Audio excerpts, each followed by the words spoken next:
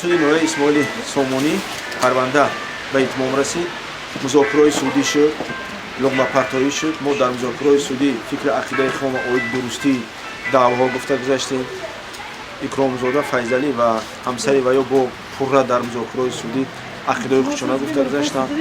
баъде ки ҳалномаи судӣ эълон карда шуд, даъво рад карда шуд. ба назардошти он ки суд фақат қисми аввалу охири ҳалномаи суда хонд, ин ҳуқуқи суд аст. ҳозир маълум нест ки дар кадом асосҳо рад карда шудагиаст. дар муддати 5 рӯз ҳалнома тайёр мешавад, мо ҳалномаро мешинем, мехонем, мебинем. баъд вобаста ба ин ҳолат шикояти кассатсионии хома суди шаҳрро пешниҳод мекунем. яъне шумо шикояти кассатсионӣ бурданед? барои бинем ки даъво вақте рад карда шуд, дар ки мантиқа бинем гӯё ки инсон ягон арзиш надорад, инсона гӯё ки азобу шиканҷаву уқубат додан мумкин аст. мо ҳамихе мефаҳмем ча.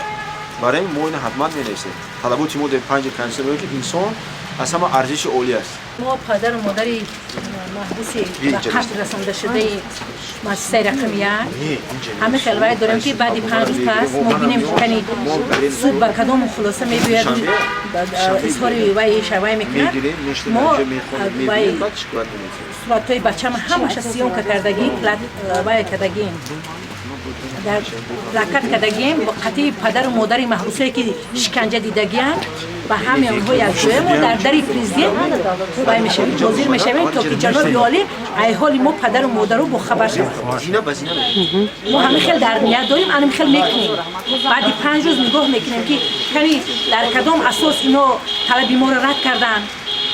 نه خیلی که سودیا گفته گذشت ما همه رو نگاه میکنیم و بعد 5 روز پس ما این صورتای سیام که فرزند ما که در همه حالت‌ها خارجی‌ها وای انسان و قانون دیده برآمدگی تشخیص ما را وای کردگن ما با همون صورتامون با خطی پدر و مادر محبوسایی که فرزنداشون وای دیدگن در زیر شکنجه یان در دری پرزیدنت ما وای میشیم جمع میشویم تا شما خلاصه اکسپرتیز را یگان مراتبه دیده بودید؟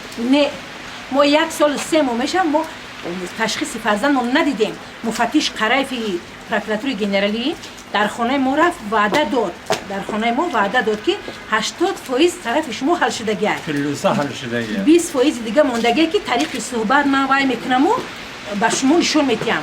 تا حاضر دیگه تلفن‌های ما را نمیگیرم، ما در جای کارش میریم نمیویم شوایم. با دروغی پروکراتور دروغ میگه. مقامات دروغگو میشون. قانونشکن خدا شدن. قانونشکن ما نیستیم. قانونشکن خدا شدن. مقامات دولتی خدا شدن. جناب عالی را پس کردگن به قدر به قیمت کردگی تاجیکستان را پس دادگن مقامات دولتی هست. در روز 12 یعنی ما در و اداره سوتی تشخیص فرزندمون رو دیدیم. چی گفتگی از تشخیص؟ وای معاینه سری وای ورم بوده و وای چیز بوده شیشاش کسل بوده و نمیشتری کیم خیلی دروغایی که گفتکاری ساختکاری خودشون قطعنده آدمی سوق ایو محکم میکردن وقتی میکشتن و دیونا میبرد که مغز سرش ورم بود وای دیونا که بود چی ده 1.5 سال تو وای حبس کردی جوابش میداد دیونا خونه میبردیشه نه правильно کو و وقتی کشتن به این قتل رسوندن تا همین وقت چیشونا پناه کردن اکسپرتشونا برای چی بود برای انامیقا که یو اکسپرت اما اکسپرت نیست با اکسپرت جو داره و ایجا نمیکنم و ای خانم بیرون ابروماتم 1 سال 3 ماه میشه همه ای بافتکاری ساختکاری دروغ کردستیان نه که مایلش ما ای خانم بیرون نمیبریم چیزی که جناب عالی گفته هم رفتن میگیریم دکدم با دیگه سوتو هست کو و سوتو خارجی مراجعت میکنیم فاصله کشتن من از این راه گشتنی نیستم تا آخری عمرم هست مبارزه با واسطه قانون میبرم اگر قانون نفرستد با واسطه پرزیدنت میبرم تا که حق به حقدار برسونم من دیگر گم ندارم خطر فرزند من خطر همه فرزندای محفظه تاجیکستان است